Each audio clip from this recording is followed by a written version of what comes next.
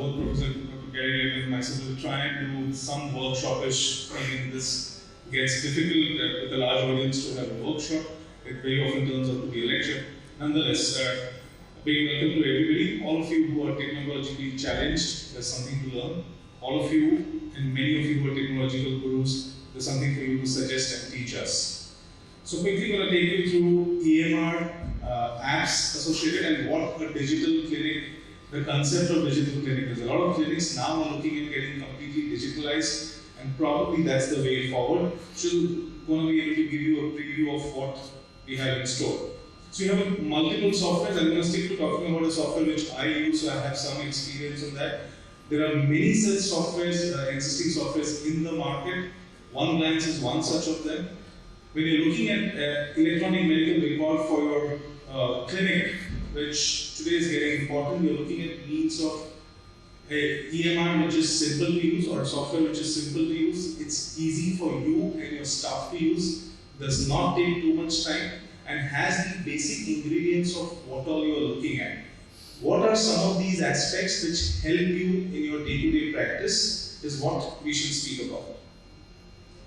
So there are modules. So this is a basic picture of what one of the snapshots of a patient profile will look like. So this is showing the different dates that the patient is followed up. When you're probably trying to see that chronic disease like diabetes, a patient who follows up regularly every 3 to 6 months, and you open up the page on the software, you want to see those multiple visits at one glance. You don't want to spend too much time looking at one page, then going back to the earlier date. At one page itself, you are able to see what had happened earlier, what was the comparative A1C, what drugs did I change, and what I need to do ahead. So there are these provisions which are there in the software. You also want to track how the patient's progresses. So some of these softwares give you that tracking aspect at the click of a button as to what happened over the last 12 months or a year, what happened, what was the patient's fasting and postprandial at each visit, how did the HbA1c move along in the last year or so at different visits, what was happening to the blood pressure, and what was happening to the lipids. So at a glance, again, you are able to see how this patient is really doing well. Then you have a comparison in terms of results versus treatment given. So again, at a click of a button, you are able to see how you have changed the treatment at different follow-up dates, what were the parameters, what treatment changes essentially were done, and how that has helped you, which again eases you into making a treatment decision in a quick short time for your next patient. Brand and generic. So all of us are now aware about the new regulations, the MCI regulations. We have to be, and this is always in place, it's just that we are now learning to implement it, that the generic medicine has to be written. So the EMRs or the softwares again assist us in the same, that when you're writing a particular brand name, most of the generic names are automatically entered. So you don't need to spend that extra time. We have been in a habit of writing brand names. We are allowed to do that as long as the generic also is getting mentioned. So when you're entering a brand name, you're getting the generic name coming into that. So which again becomes important and takes away that burden of writing it separately from the doctor. Translation. So you have patients coming from all over. When you're giving them an electronic prescription, you want to have the provision of explaining the prescription to them or self-explanatory in different vocational languages. So a lot of these softwares again have the provision of changing what you had typed in English to a local language, Hindi, Marathi, Gujarati, whatever the provision, so that the patient understands those instructions better. Certain dashboard views. Now, as I said about tracking in terms of what is happening, that was for an individual patient. If I want to track the performance of all my patients at the clinic, at that click again, I get a dashboard view of what our patients did. In fact, the image that we see here, in terms of the various patients in the last 12 months, how many percentage of patients had an A1C less than 6, 6 to 7, 7 to 7.9, etc. So you get a certain trend of how your patients are doing. In fact, on the basis of these simple trends and pictures, we presented a paper just 2 weeks back. We had an abstract accepted at the IDEC 2017. Essentially, on the basis of that abstract was these time trend pictures that we get from the software, letting us know epidemiological data about how our patients are doing and how well they are doing. Then you also are able to see the patient's progress or how the patients have followed up in the last few days. the list of patients who miss their appointments. So when you're trying to track as to what's happening about their appointments, these softwares also again point out number of patients who miss their appointments. We're also trying to track the revenue of the clinic. So these again help you what kind of revenue you got in each quarter, how much of it was from the new patient, how many patients are following up regularly. So all these add up to your clinic's way of functioning. Yearly new registration intent, that's something that you want to look at, how many new patients are coming to my clinic and how many are follow-up. So this software will again give you an idea that the percentage of patients that you're seeing, how many are new and how many are follow-up.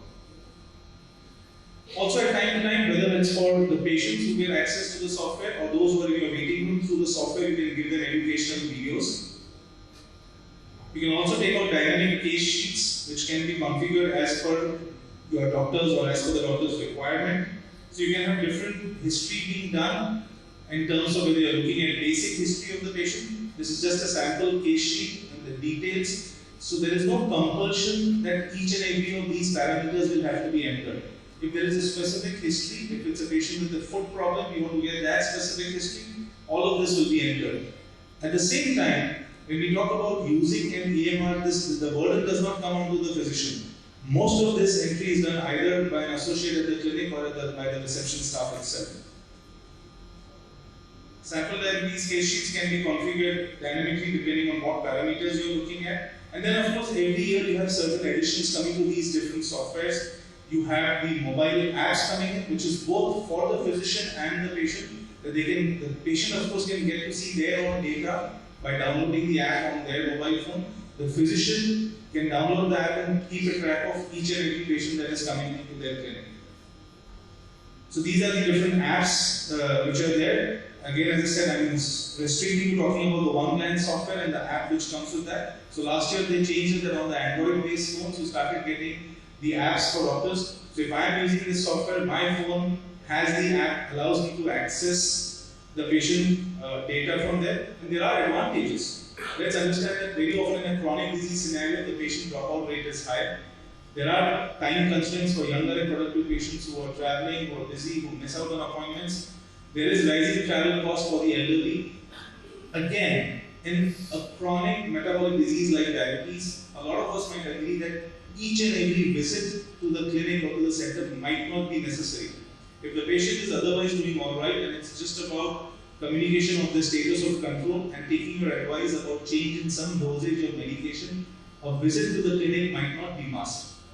In the past, there were issues with the same. You would have thought the patient is not coming. What about the revenue? How does the revenue work? The similar issues are being worked out by various associations across the world. I know that the Australian Society is looking into reimbursement for mobile thing. Probably Dr. Kim will tell me about NHS, what is the recommendation that they have still gotten into. He's saying no, but various places across are looking at that. Today we have the means that if we want to, if the patient doesn't want to come in and you still want, patient wants your consult, wants it electronically, wants it through an app or a software, they are able to do that. They can prepay you or they can directly pay online, they can pay the system through the app and able to consult. So loss of revenue and risk of misinterpretation. It's not only the revenue part, how often is it that you get a call from a patient saying, I have such and such a problem, can you recommend, can you advise? We being nice doctors in India, you want to try and help out to the patients and you are always busy. Right now when I was coming down, I met a colleague who was in the lift and was screaming because couldn't hear it. Yes uncle, what is it? How can I help you? What was the problem? What medicine are you telling me? And then he's trying to spell out a medicine and recommend, so and so medicine. All of this, the wrong interpretation, spelling can all be handled through the app for your patients who are using it. And you're just going to be typing in the right thing, sending it across, and fairly, for your time and effort, you're going to be paid for the same. So mobile app solutions enables online reviews for simple dose adjustments for various types of patients. It empowers patients with seasonal health tips and articles. That's another way of having a better connect with your patients, that you're recommending these things. It allows the patients to make online payments and keep in touch and not lose out on the visits. Provides easy access of patient data on the mobile app. Provides online appointment booking for those who need that. So these are the different means of the appointments and consultations. I'm quickly going to move from here into what an ideal diabetes clinic or rather a digital clinic would look like. So what is a digital clinic? Having told you just briefly about the EMR and the different apps, Now let's look at a scenario that we are getting into complete digital ideal clinic. Mr. S recommends Mr. J, a type 2 diabetic with swelling of the feet, to go and see Dr. MC. So how does he do? He Googles. He looks for the presence of this doctor on Google. It's all digital, gets data. Another colleague from Mumbai, Dr. Kulkarni, is here who does a lot of work in the technology area. So he wants to see Dr. Kulkarni, and he finds out where Dr. Kulkarni is located. Takes the appointment online. Now, when a lot of us might have an issue with this, that our appointments, if they are full, if they take online appointments, how do I coordinate? So when they ask for an online appointment, it does not mean that you have confirmed it. The software pings you or pings your reception and says there is this request for online appointment. Based on what your appointments are already there, your receptionist or your associate with the clinic can confirm or deny that and ask for rescheduling. So all of this again happens digitally. It might not always be possible to spend time. A lot of people prefer to do this online rather than keep calling your clinic. Most of us might have 1 or 2 phone numbers at the clinic. They might be busy. Staff is having lunch. Nobody is picking up the phone. So for an appointment, they start calling on your phone. All of that can be avoided purely by doing all of this online. Also, then there is a pre-consultation communication where you require for a patient who is coming to you for the first time, they can have an access to filling up their basic data. Also, some aspects of history that they want to fill up, diabetes duration since when, what is the medication they are taking, when were their last reports done, etc. All of this can be entered through a portal that you are providing to them. Reminder software and rescheduling, so yes, when you are using, so we are now looking at a digital scenario where the patient has taken your appointment, has had some pre-appointment history done, is now at a time that he or she has to visit you, there will be a reminder going in from the software. So once the software is acknowledged, there is the appointment, there will be a reminder going through an SMS or an email, whatever has been chosen and whatever facility or software provides. Sometimes the patient will miss out and will not come, and then will require rescheduling. The usual problem otherwise is if they miss out on an appointment and you are a busy doctor, then there is that kind of a nagging between your receptionist and the patient who's trying to then tell them that I had something wrong in the family, I missed this, please reschedule my appointment. All of that can be avoided purely by just asking to reschedule, and wherever there is a slot, it fits into the system. Then of course, the reception and assistance software. So this again as part of a digital clinic, when they actually come to the clinic, all you need to have is a simple tag, wherein if the pre-appointment or pre-consultation data was not filled in, handing a tab to the patient while they are in the waiting room, then asking them to enter their basic data. Some of this the patient can enter themselves. Some of this your associates or assistants can sit down with the patient and guide them for a better history taking. All of this, what you are using on the tab and your systems at the reception and in the doctor's clinic as well as in the app on the phone are all integrated. So whatever is being entered and stored will be saved in all the systems for everybody to see. Well, instrumentation of vitals, yes, that all is also moving to digital. We know that the mercury sphygmomanometers are kind of banned now, so you're using more of the digital in your clinics. Consultation is digitalization, so as I showed you in the electronic medical record, everything that you're entering is in a digital format to the extent of giving them a prescription which is a digital format. You can completely do away with the paper once the system gets into place. Today we know that even if it is all digital, your patients will still ask for a hard copy of the paper, which is fine. So at the most, you are able to give them a digital hard copy of the paper, rather a printed prescription rather than a handwritten one, where our handwritings have created history in the past and one drug can be confused further. So a completely paperless prescription in a digital clinic. And then for times that you're requiring a referral portal, which actually is more in a multidisciplinary approach or a hospital, and I will not comment on that as Dr. Gary Amin is going to be talking much more about the technologies used in the hospitals and the referral systems, so that all the systems and computers are connected in that network. The payment again, it's time that all of us have to have the digital means of it. A lot of people did not. Post demonetization, everybody then rushed and got the credit card machines and ATMs, etc. Today I think it's a must that provision has to be provided to the patients for your clinic or online consult to make a card payment. So that gives a view of what a digital clinic is moving to. Follow-up strategy again through a digital clinic is important. Reminders going through mail and SMSs. A lot of patients don't like to be called when they are busy and reminded that you have an appointment 2 days back. They appreciate the text messaging coming in. Integration where possible with the pathology and the pharmacy. So whatever as a doctor that you enter, if you have the same system in your hospital or in your clinic, you have a pharmacy or a pathology. Once you enter here, it comes into their system. So you don't have to then write down and communicate. They will carry out that test for the patient. They will enter the data, and that report is then automatically seen by you in the system that you are using, the screen in front of you or on the mobile phone.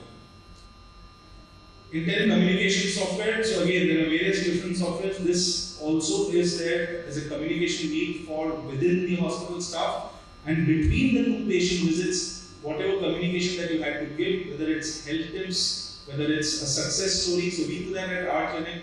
For those who log on, there are always champions of the week. So all the patients who visited the center in that week and had their A1C less than 7, their name tends to come up, and there's a congratulatory note to all of them. It does encourage. Different clinics use different aspects of these. These are just examples of how taking your digital clinic ahead and having a better connect with the patients. Also, of course, there are various aspects that the patients can use in terms of information. Everybody might not use everything. You will have some patients who want to use a lot more of technology and this, and there are some who would want to shy away, but use just the basic. It's absolutely fine. And then, of course, for within the clinic, you will have the office EMR, which is looking at communication within the departments of the clinic and the accounts and revenue, etc. There are also, of course, analytics. I gave you a slide on the analytics in terms of how you are following up your clinic's progress, how many patients had a good A1C, how many followed up, how many were new patients. So these are the analytical data which your software throws up and helps you decide what changes you need to make in your clinic. And then, of course, the inter-clinic connectivity. If you're having multiple clinics, there are some chains which are now available. You want to have the same software. You're allowing your patients to visit you in Pune as well as Mumbai under the same chain name. Then there is an inter-clinic connectivity where they can shift and the data is still maintained there. So, mobile apps for doctors and patients. Again, as part of the initial talk, I showed some of the apps which are available. So, all this data which is there in the clinic software today is also available on the smartphone apps which can be downloaded, and you're able to see everything through that, including your online consult and the payment. So, health for all through digitally is the theme of the digital clinic. Being human in the digital world is about building a digital world for humans. So that's a quote I thought I'll end the first talk of the presentation, which is a digital clinic and through EMR and through mobile apps. It now gives me great pleasure to invite Professor Gary to talk on the newer technologies, mobile apps, and what technology are we will be seeing ahead. Thank you, Dr.